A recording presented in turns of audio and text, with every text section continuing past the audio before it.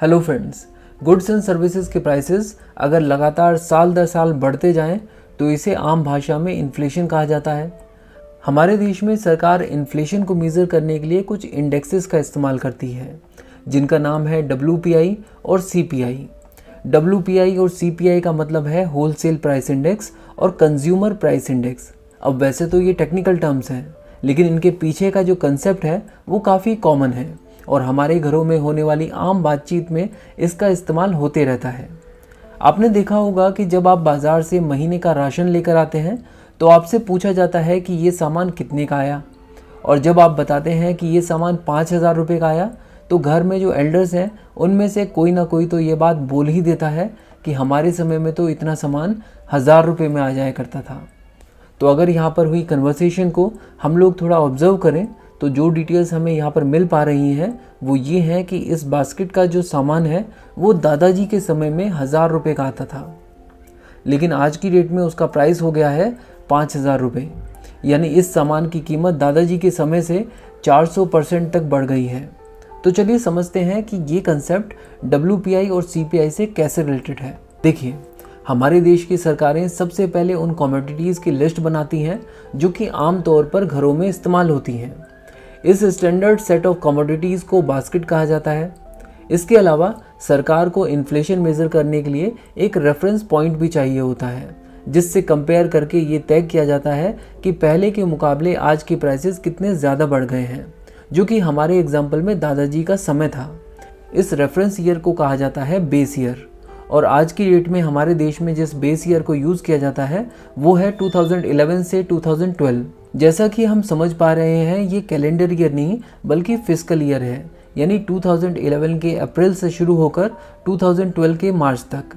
इसके बाद सरकार उन बास्केट में रखे हुए सामानों का सर्वे के द्वारा करंट प्राइस इवेल्युएट करती है, और इस तरह हमें पता चलता है कि बेस ईयर के मुकाबले करंट प्राइसेस में कितनी वृद्धि हुई है। अब यहाँ पर गौर करने वाली बात यह है कि ये जो बास्केट है वो होलसेल और कंज्यूमर्स के लिए अलग अलग होती है। बेसिकली जब सामान होलसेल में खरीदा जाता है तो standard set of commodities different type की होती हैं, और जब आप और हम जैसे कंज्यूमर्स बाज़ार में जाकर चीज़ें खरीदते हैं तो वो डिफरेंट टाइप की होती हैं।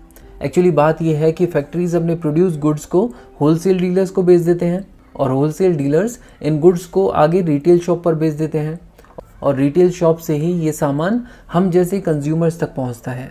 बेसिकली प्रोड्यूसर्स अपने बनाए हुए गुड्स को होलसेलर्स को प्रोड्यूसर प्राइस पर बेचते हैं, होलसेलर्स इन्हीं गुड्स को रिटेलर्स को होलसेल प्राइस पर बेच देते हैं, और रिटेल शॉप से हम इन सामानों को खरीदते हैं रिटेल प्राइस या कहें कि कंज्यूमर प्राइस पर। तो basically producer price, wholesale price और कंज्यूमर प्राइस के एवरेज प्राइस लेवल को मेज़र करने के लिए जिन इंडिसेस का इस्तेमाल किया जाता है वो है PPI यानी प्रोड्यूसर प्राइस इंडेक्स, WPI यानी होलसेल प्राइस इंडेक्स, और CPI यानी कंज्यूमर प्राइस इंडेक्स। बट यहाँ पर एक बात गौर करने वाली है।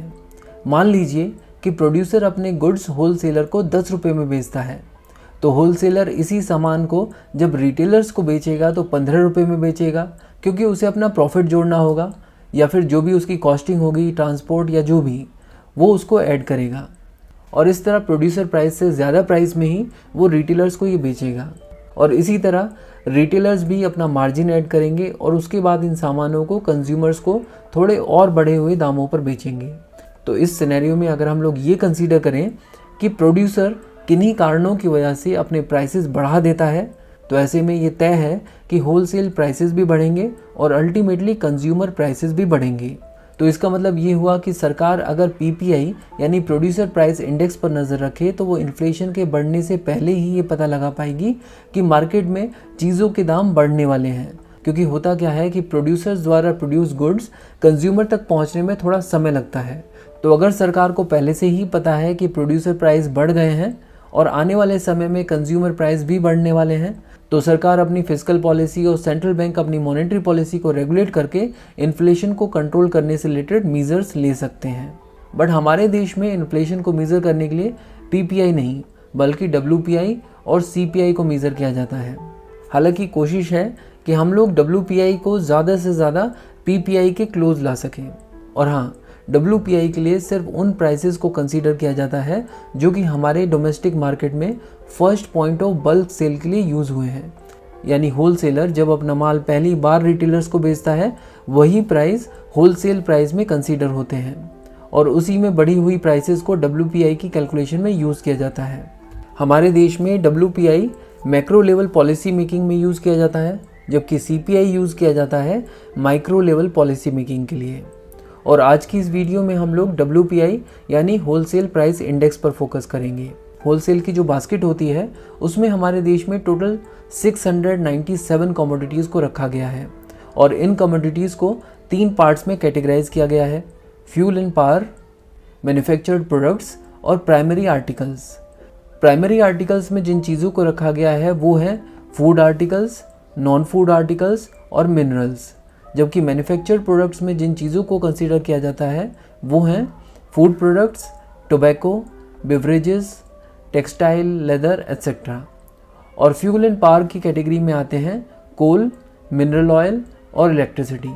अब हो सकता है कि आप इस चीज़ को देखकर थोड़ा कंफ्यूज हो रहे हो कि प्राइमरी आर्टिकल्स में फूड आर्टिकल्स हैं, नॉन फूड आर्टिकल्स हैं और मैन्युफैक्चर्ड प्रोडक्ट्स के अंदर भी फूड प्रोडक्ट्स हैं, तो इन चीज़ों में डिफरेंस क्या है। तो अगर आप इनके एग्जांपल्स देखेंगे तो समझ जाएंगे। बेसिकली फूड आर्टिकल्स वो चीज़ें होती हैं जो नेचुरली प्रोड्यूस होती हैं और जिन्हें खाया जा सकता है। For example cereals, pulses, fruits, vegetables, milk, meat, spices etcetera. और नॉन फूड आर्टिकल्स वो चीज़ें होती हैं जो कि नेचुरली प्रोड्यूस होती हैं और जिन्हें खाया नहीं जा सकता। इनके एग्जांपल्स हैं raw cotton, jute, silk etcetera. और अगर बात की जाए फूड प्रोडक्ट्स की, तो ये वो चीज़ें हैं जो कि प्रोसेस्ड फूड की कैटेगरी में आते हैं, जैसे कि sugar, T, coffee, chocolate, noodles, cornflakes etcetera. तो हमने यहाँ पर देखा कि सरकार ने होलसेल में यूज़ होने वाली कमोडिटीज़ को 3 पार्ट्स में डिवाइड किया है, बट इन तीनों चीज़ों की जो वेटेज है वो यहाँ पर सेम नहीं है। इस बास्केट में मैन्युफैक्चर्ड प्रोडक्ट्स का वेटेज सबसे ज़्यादा है और इसकी वैल्यू है 64.23%।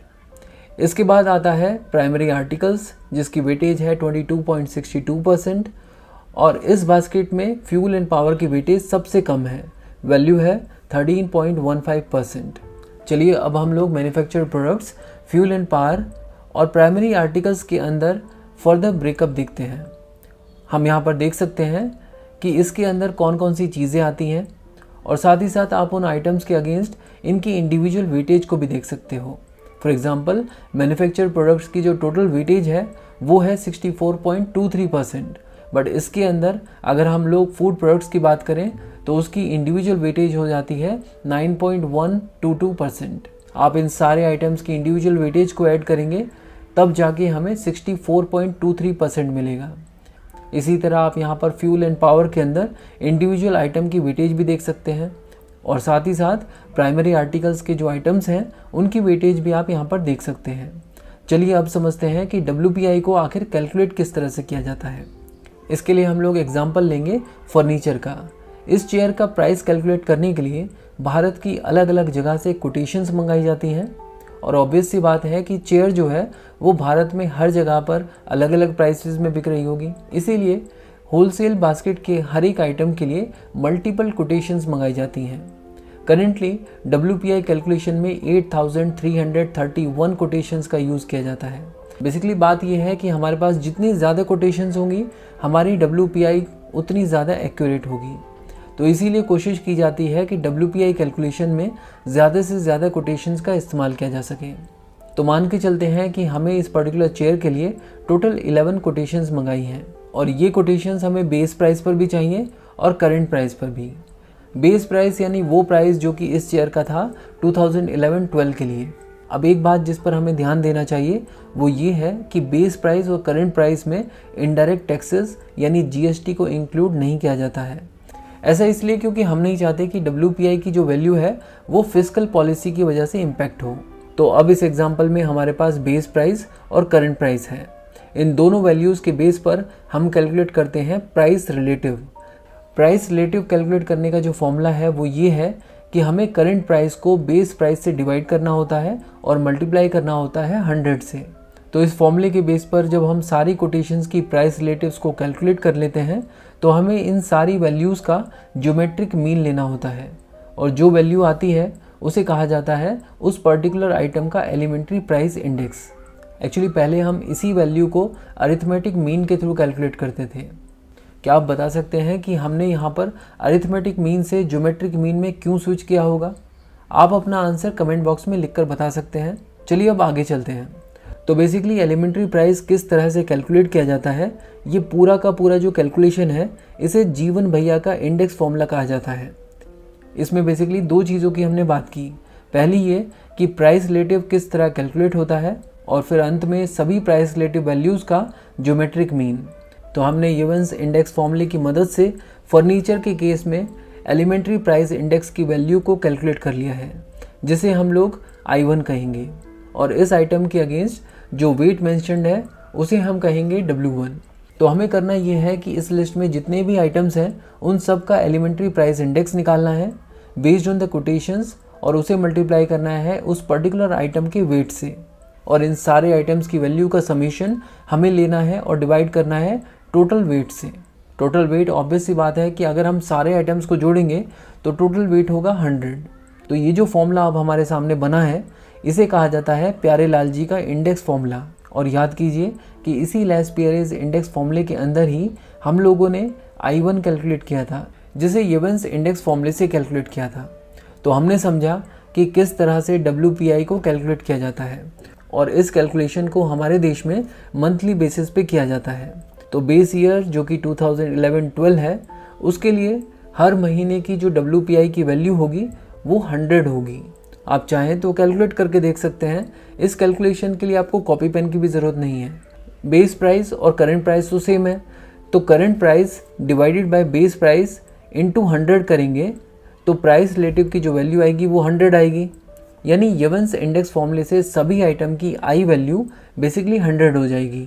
मल्टीप्लाई आप करेंगे उसकी कॉरस्पॉन्डिंग वेट से, I यानी कि 100 कॉमन हो जाएगा सब में, तो नॉमिनेटर और डिनोमिनेटर को अगर आप देखेंगे तो वो दोनों आपस में कैंसिल हो जाएंगे, तो फाइनल वैल्यू आएगी 100। इसीलिए मैंने बोला कि बेस प्राइस हमेशा 100 होगा हर एक मंथ का। वैसे आपको ये कैलकुलेशन करने की ज़रूरत नहीं है, बस आपको पता होना चाहिए कि अगर हम लोग कोई चीज़ बोल रहे हैं तो वो क्यों बोल रहे हैं। अब आप यहाँ पर WPI की एक्चुअल वैल्यूज़ देख सकते हैं for the year 2022-23। Jain, Feb और मार्च की WPI वैल्यूज़ अभी अवेलेबल नहीं है फॉर द ऑब्वियस रीजंस, क्योंकि अभी हम लोग दिसंबर 2022 में हैं। अब यहाँ पर एक बहुत ही इम्पॉर्टेंट पॉइंट है जो आपको किसी भी हाल में मिस नहीं करना चाहिए। बात यह है कि WPI point two point measure किया जाता है। इसका मतलब ये है कि जिस महीने का WPI हम कैलकुलेट कर रहे हैं उसके लिए हमें बेस ईयर के उसी महीने को कंसीडर करना पड़ता है। फॉर एग्जांपल, अगर हम लोग 2022 के अगस्त महीने में WPI कैलकुलेट कर रहे हैं तो रेफरेंस लेंगे बेस ईयर के अगस्त महीने का। ऐसा इसलिए क्योंकि WPI का जो बास्केट है उसमें कुछ चीज़ें ऐसी हो सकती हैं जो कि सीजनल हों। तो इस तरह कैलकुलेट किए जाने के बाद अगर हमारे पास हर महीने की WPI वैल्यू है तो हम उसके बेस पर कोई भी चार्ट ड्रॉ कर सकते हैं और देख सकते हैं कि WPI का जो ट्रेंड है वो ऊपर की तरफ जा रहा है या नीचे की तरफ। अब इतना सब कुछ समझ लेने के बाद हमें ये भी जान लेना चाहिए कि WPI का जो डेटा है वो पब्लिश कौन करता है। तो बात ये है कि इस चीज़ के लिए रेस्पॉन्सिबल है department for promotion of industry and internal trade यानी DPIT। ये department ministry of commerce and industry के अंडर में आता है, और ये वही डिपार्टमेंट है जिसे पहले department of industrial policy and promotion यानी DIPP कहा जाता था। 2019 में ही इसे रीनेम करके DPIT कर दिया गया था।